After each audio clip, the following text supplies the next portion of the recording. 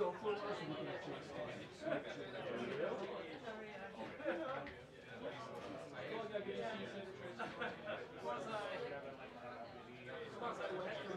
I know.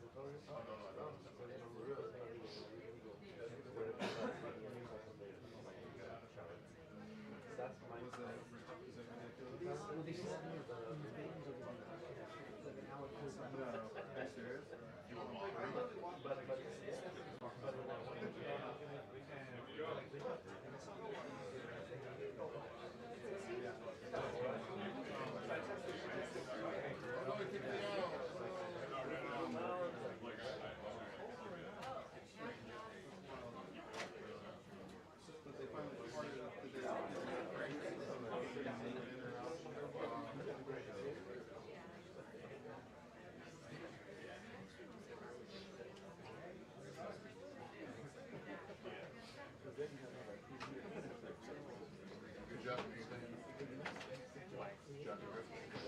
Good.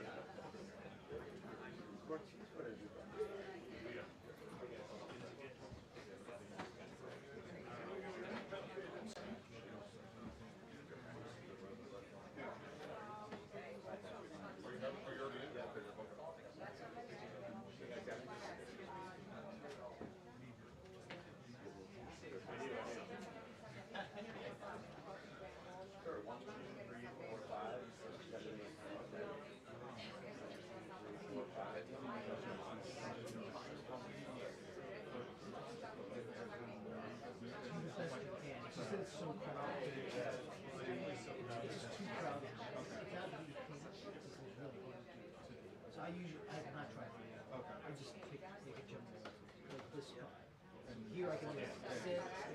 Yeah. Okay. I mean, you can try this.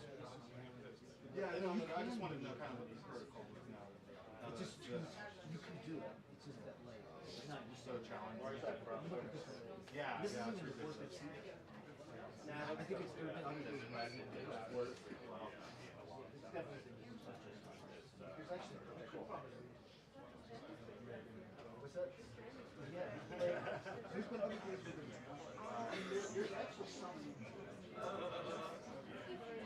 There were other times that really sick people out there.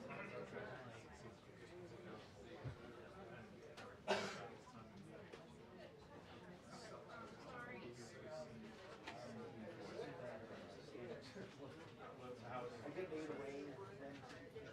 Yeah.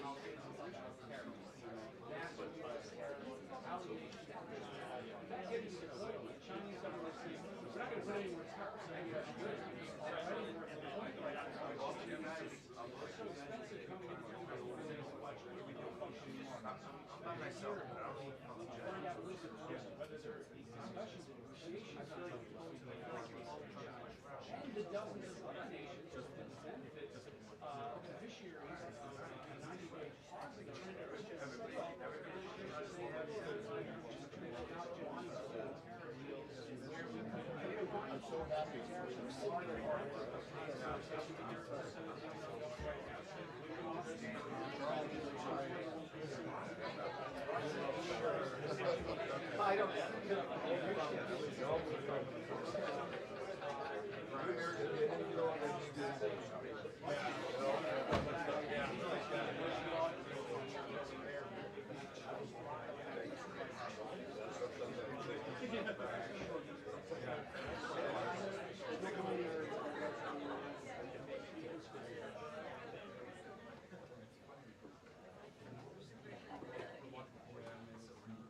Brown, the question is, which country is going to blink first in this ongoing trade war between the United States and China? U.S. officials were urging China to have back-channel conversations with the President Xi Jinping and President Donald Trump as well, and should not retaliate. That, of course, it did not happen. We saw the 125% tariff added just this morning, and a volatile week of uncertainty, no question about it, but that consumer sentiment number is one that the White House certainly has its eye on. That's a metric of how people are feeling, how people are sort of viewing the prices of everyday goods. So going into what is going to be an extended 3-month period of dealing with other countries to really lift the pause on this sweeping tariff plan, the question is, what happens with China? That is hanging over all of this. But the White House certainly is answering those questions as well. The President is heading to Walter Reed. He's not arrived there a short time ago for physical, as he's being in office for the second time. So those are among some of the topics here as we discuss later on.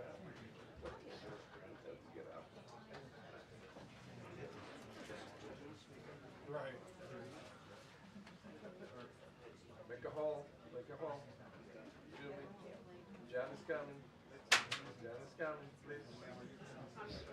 Oh, okay. I was just trying to. Yeah, no, you're fine. Anytime.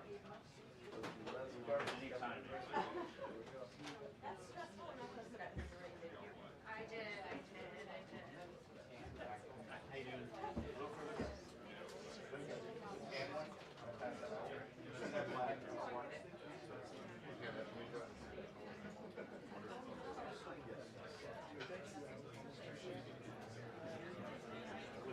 Sure. Yeah. Oh, you got the stage.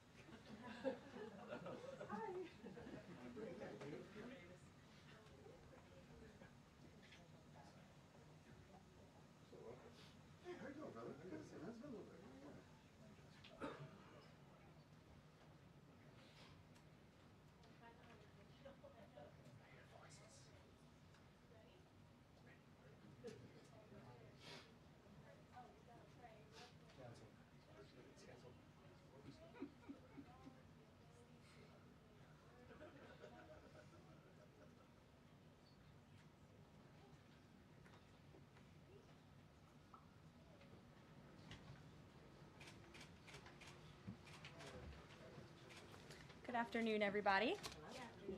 Happy Friday. As you all know, the President is currently undergoing his routine and long-scheduled physical at Walter Reed Medical Center, and we will have a readout from the White House physician. Last night, Kassina Karolina arrived back safely in the United States after being detained in Russia for more than a year. Since Inauguration Day, President Trump and his team have secured the release of more than 40 detained Americans abroad. This is more than half of the number of Americans released by Joe Biden in 4 years, and President Trump has brought these Americans home in 80 days. This administration will continue to work hard to bring Americans home from around the world. As I've said before, and I will say it again today, everybody in this room has access to the most transparent and accessible president in American history. The cabinet meeting yesterday was further proof. President Trump asked each secretary to provide an update to all of you in the media on the critical work they are doing at their respective agencies to deliver on his agenda. And according to new reporting from the Washington Times, who I believe is in this room today, President Trump answered nearly 100 questions from the press, all of you, during his first 3 open press cabinet meetings this year. That's nearly 20 times the number answered by Joe Biden in cabinet meetings during his entire 4 years in office. In more excellent economic news that was released yesterday, the Consumer Price Index report showed inflation fell to 2.4% in March, smashing expectations for the second straight month in a row. This marked the first drop in consumer prices dating all the way back to the COVID pandemic. Prescription drug prices saw the largest monthly decline on record. Prices for airfare, used vehicles, and car insurance all decreased as well. And energy prices fell 2.4% in March, driven by plummeting gas prices around the country. Also yesterday, House Republicans answered President Trump's call to move forward the budget resolution and officially set the stage for the passage of one big, beautiful bill. The American economy will boom after this bill is passed and the rest of the president's pro-growth agenda goes into effect. The largest tax cuts and deregulation in history, coupled with our energy industry unleashed and renegotiated trade agreements that put America first, are the ultimate formula to usher in the golden age of America. On that note, more than 75 countries have now reached out to the Trump administration, eager to address the trade issues that have exploited America and hurt our workers in the process.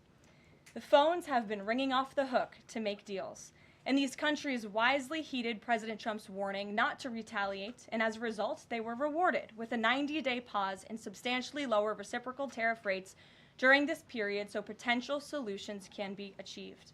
Past presidents just willingly accepted the failed status quo on trade that ripped off our workers and our companies.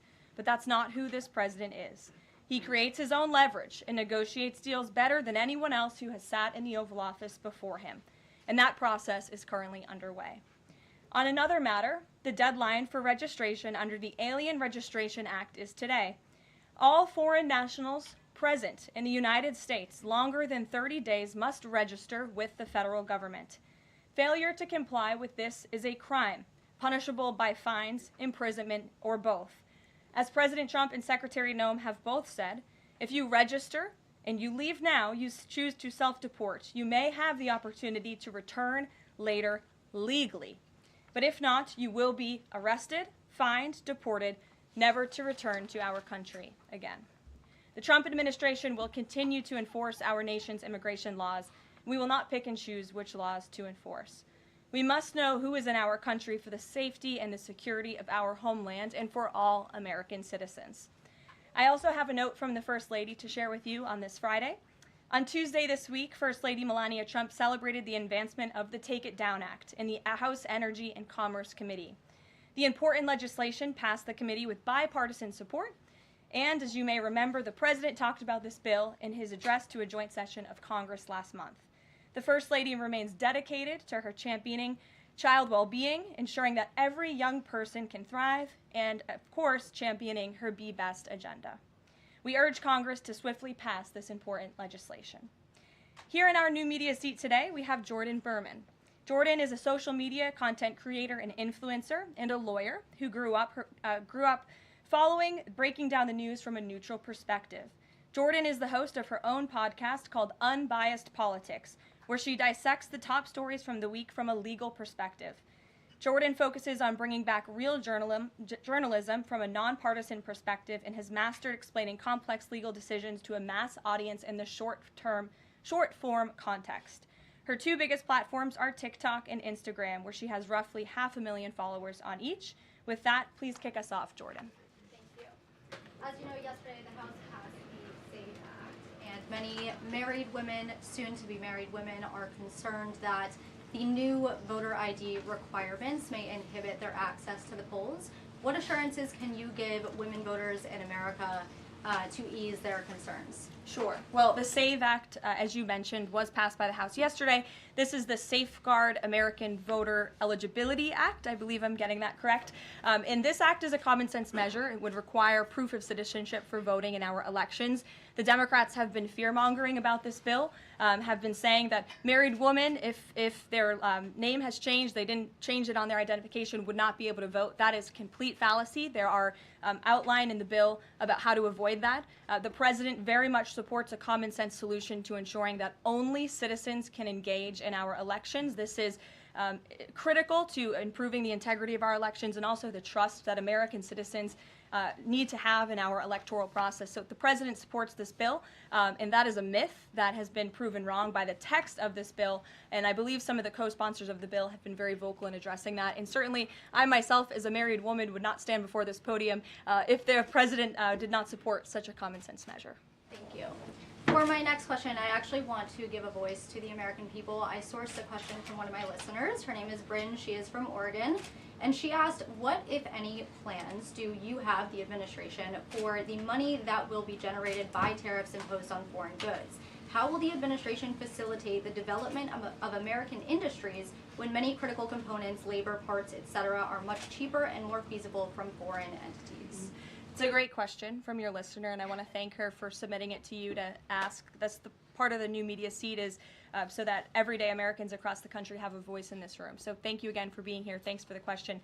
The president's point about his trade and tariff agenda is to bolster our manufacturing industries here in our country, to bring down the cost of living here in our country, and to ensure that we are maintaining critical supply chains here in America. We cannot be dependent on countries like China if we want this country to be strong and wealthy. So the president wants to restore wealth to America by shoring up these jobs here at home, which will result in good paying jobs and higher wages for the American public. And so Americans should trust in that process. He effectively implemented tariffs in his first term while driving down the cost of living in this country, and that's what he's focused on doing again. Thank you. As a follow-up question, could I just ask, are there any specific ideas that the administration has as to what that revenue, specific tariff revenue, will be used for? Yes, to the heart of your question, the president has spoke about the trillions of dollars that he expects in revenue from tariffs and how we can use it to pay down our debt and to ensure that we are no longer faced with a crippling national debt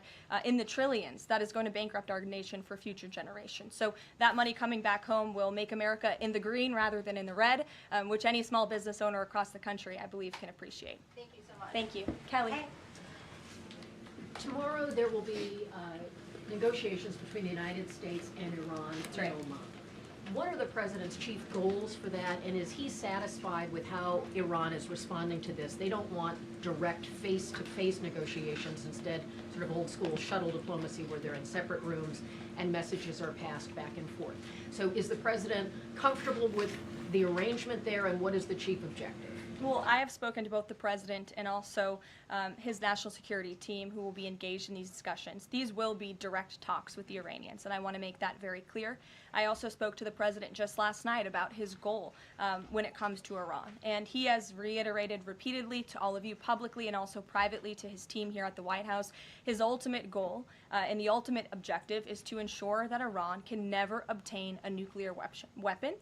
The president believes in diplomacy, direct talks, talking directly in the same room in order to achieve that goal. But he's made it very clear to the Iranians, and his national security team will as well, that all options are on the table, and Iran has a choice to make. You can agree to President Trump's demand, or there will be all hell to pay. And that's how the president feels. He feels very strongly about it. And can you update us on Mr. Witkoff in Russia and what's happening with direct communications with Vladimir Putin? I can confirm that Mr. Witkoff is in Russia to have direct communications with the Kremlin and with Vladimir Putin. This is another step in the negotiating process towards a ceasefire and an ultimate peace deal in Russia and Ukraine. As these negotiations are ongoing, I obviously will not get ahead of the president or his team, but I think the president has been quite clear that he's been continually frustrated with both sides of this conflict, and he wants to see this fighting end. He wants the war to end. We believe we have leverage in negotiating a deal, to a peace deal, and we're going to use that leverage, and the president is determined to see this through. Sure. Thanks, Caroline. President Trump has said China wants to make a deal on tariffs. The president says he has a great relationship with Chinese President Xi. He's willing to speak with him directly. Why doesn't the president just pick up the phone and get this ball going? All of the things the president just said are true. The president, as I said from the podium just a few days ago when I was up here, would be gracious if China intends to make a deal with the United States. If China continues to retaliate, it's not good for China. The United States of America is the strongest, best economy in the world, as evidenced by the more than 75 countries who have called the administration immediately to cut good deals. So the president wants to do what's right for the American people. He wants to see fair trade practices around the globe, and that's his intention and his goal. So is he waiting for China to make the first move here?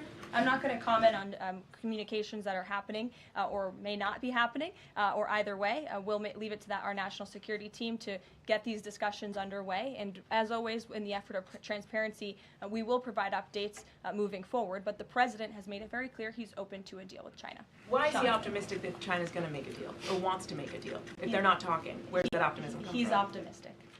Hey, Sean. why would any of our allies work with us to isolate China in a trade war if we're treating friend and foe alike? You'll have to talk to our allies who are reaching out to us. The phones are ringing off of the hooks. They've made it very clear they need the United States of America. They need our markets. They need our consumer base. You saw Prime Minister Benjamin Netanyahu in the Oval Office with the president saying that he was going to bring down all of their monetary tariffs and their non-monetary tariff trade barriers as well. We've heard from South Korea. We've heard from Japan. The president has spoken to Vietnam. We have Italy coming to the White House next week. There's a reason for that, Sean, and it's because they need the United States of America and our business model and our markets to survive, and the president is using that leverage to our advantage. Michael. Hey, thank you, Caroline. Two-part question on China. Beijing says it will simply ignore any further tariff escalations from the U.S. Does President Trump see this as China backing down? And as a follow-up to that, what do you say to people like Shark Tank's Kevin O'Leary who say, you guys simply haven't tariffed China enough? Look, the tariff rate on China remains where it was yesterday, at the 145% level. The president made it very clear when the United States is punched, he will punch back harder, and he hopes to make a deal that benefits the American worker and our companies that have been ripped off for far too long, and he's finally taking bold and courageous action to do that. You know, taking on China is, in the terms of trade and tariffs, is something that both Democrats and Republicans alike have spoken about for decades. President Trump is finally doing it. Caroline, real quick, the president of El Salvador is coming to the White House on Monday. Does President Trump want him to bring Kilmar Abrego Garcia with him? The Supreme Court made their ruling last night very clear that it's the administration's responsibility to facilitate the return, not to effectuate the return. I believe the Department of Justice just filed another brief in the lower court. I would defer you to that for any updates. But as you mentioned, President Bukele will be here at the White House on Monday to talk about the cooperation that is at an all-time high. And we very much appreciate President Bukele and El Salvador's cooperation and the repatriation of El Salvadorian gang members who the previous administration allowed to infiltrate our country. Sure. Thank you very much, Caroline. The president spoke quite highly of the great relationship that he has with the Turkish president. We know that the president might be heading off to the Middle East very soon. Is he planning to meet with the Turkish president, either here in the White House or in Turkey? Any plans? I don't have any details about the president's overseas trip other than to say he was surely going to Saudi Arabia. There could be more countries as part of that trip. We're working on the details, and as I've said repeatedly, we will provide the details of that trip as soon as possible. A trip to Turkey, or his invitation to the Turkish president, is under consideration? I'm not going to comment on the details of the trip, but once they're confirmed, I will certainly let you all know. Yes, Stephen. Thank you, Caroline. I'd like to ask you about presidential health and also about tariffs. On presidential health, are there plans for the president's physician to come here and take our questions? And also, President Trump repeatedly makes remarks about the former president's health. Is he considering using his executive powers to bring any greater transparency there? As I have said, the president is undergoing his long-scheduled physical. It's a yearly physical that every president receives, and we will provide an update on that by the president's physician as soon as we possibly can. And about the former president and transparency regarding his health, are there...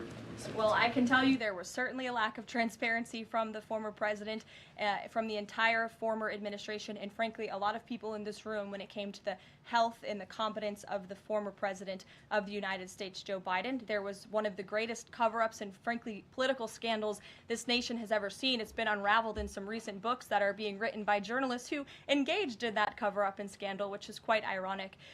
But this president is clearly committed to transparency. You in this room see him and hear from him on a daily basis. You in this room know from covering him, it's hard to keep up with him. He is a machine working around the clock every single day. And the physician, after today's physical, will provide an update on the report in the effort of transparency. If I could ask about tariffs, there have been big swings this week in the Treasury bond yields. There's a theory that it might be because of China dumping these as leverage, driving up costs for U.S. loans like mortgages. Does the White House have evidence that this is in fact a result of Chinese dumping, and if so, is there a message on that? Not to my knowledge, but I would check in with the Treasury Department on that. I can tell you I know our Secretary of Treasury, Scott Bessent, is keeping a very close eye on the bond market.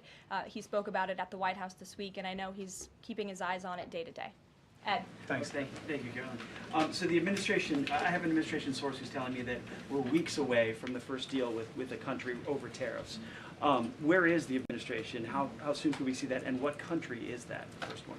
I won't reveal or get ahead of our trade team as these negotiations are obviously ongoing, but I can tell you very good progress has been made.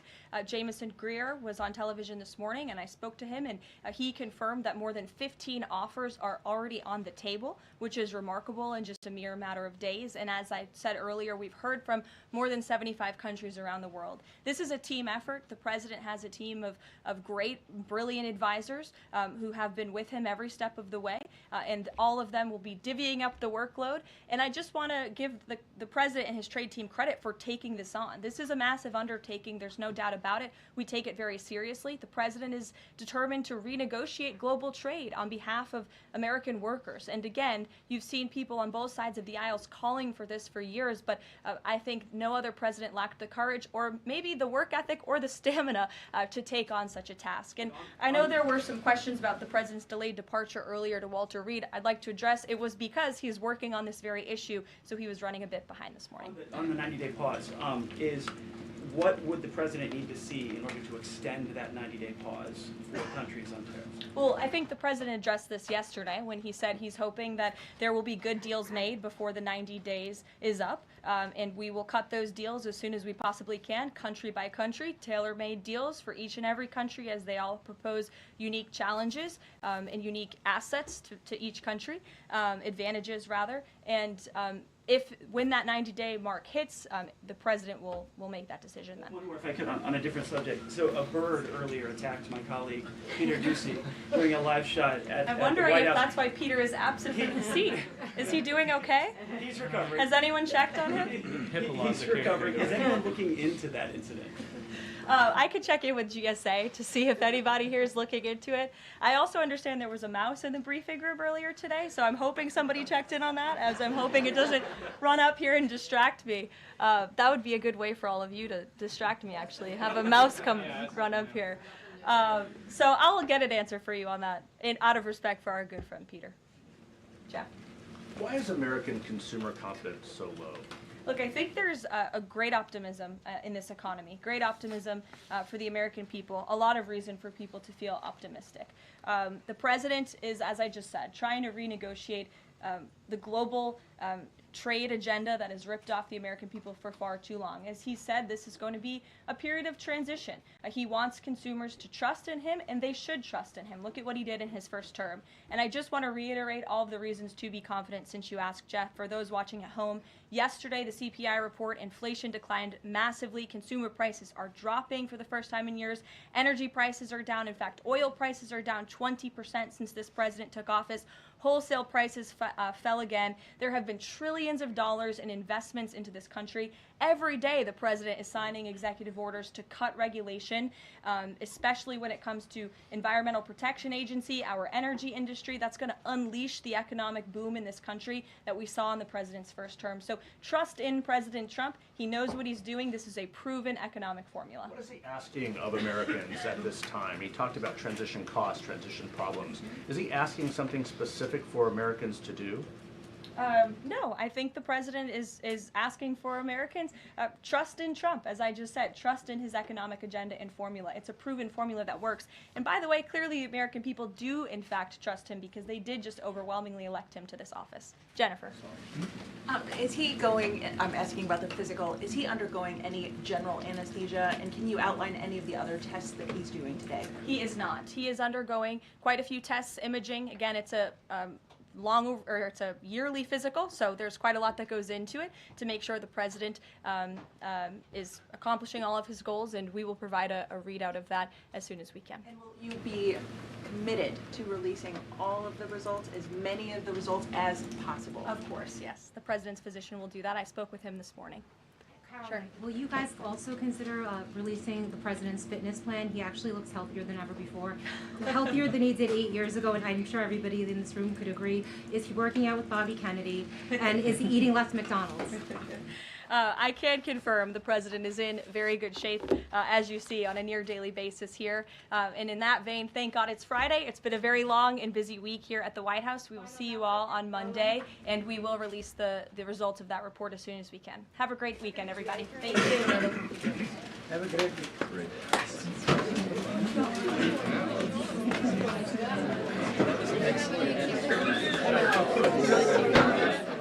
Good job.